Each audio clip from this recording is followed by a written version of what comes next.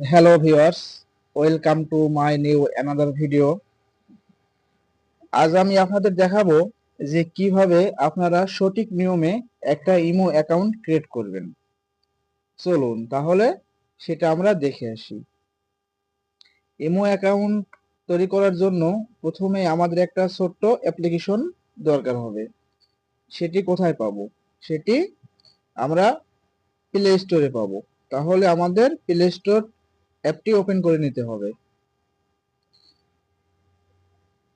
তারপরে এমন একটা অপশন আসবে, এখানে দেখেন এই যে এখানে সার্চ বার, এই সার্চ বারে আপনারা একটা ক্লিক দিবেন।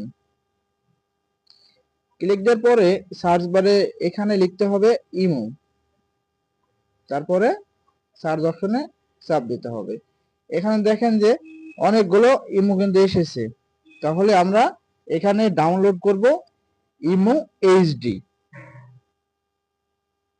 তাহলে আপনারা আপনাদের ফোনে ইমো এইচডি ইনস্টল করে নেবেন। আমার ফোনে ইনস্টল করা নেই, সেজন্য আমি ইনস্টল করে নিচ্ছি।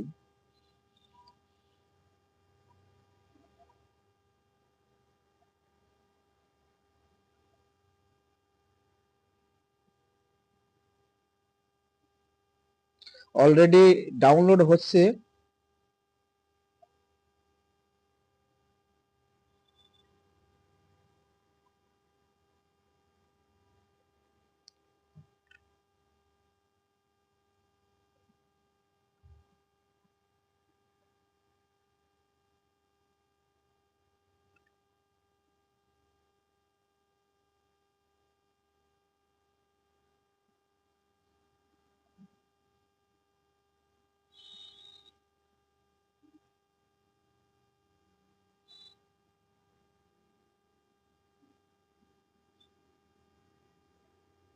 আপনারা ধৈর্য ধরুন, ধৈর্য সহকারে দেখতে থাকুন।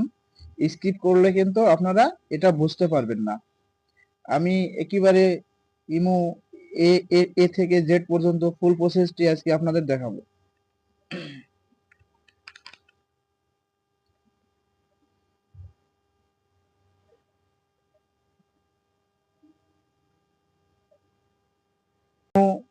অ্যাপসটি ইনস্টল হয়ে গেছে।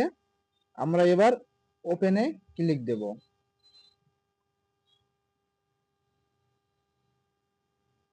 অ্যাপসটি ওপেন হচ্ছে। তাহলে আমরা এখানে এগ্রি করে দেব। আপনারা এখানে অনেকগুলো পারমিশন চাবে। এই পারমিশন গুলো আপনারা সবগুলা ওপেন করে দিবেন। আপনারা যে দেশ থেকে ইমো অ্যাকাউন্টটি ক্রিয়েট করবেন, অবশ্য সেই দেশের নাম এখানে সিলেক্ট করবেন। যেমন আমি বাংলাদেশ থেকে ইমো অ্যাকাউন্টটি ক্রিয়েট করতে যাচ্ছি, তাহলে আমি এখানে বাংলাদেশ সিলেক্ট করব। সিলেক্ট করার পরে এখানে যে নাম্বারটি সচল আছে সেই নাম্বারটা আমরা এখানে বসাই দেব। এখানে ওকে করে দিবেন।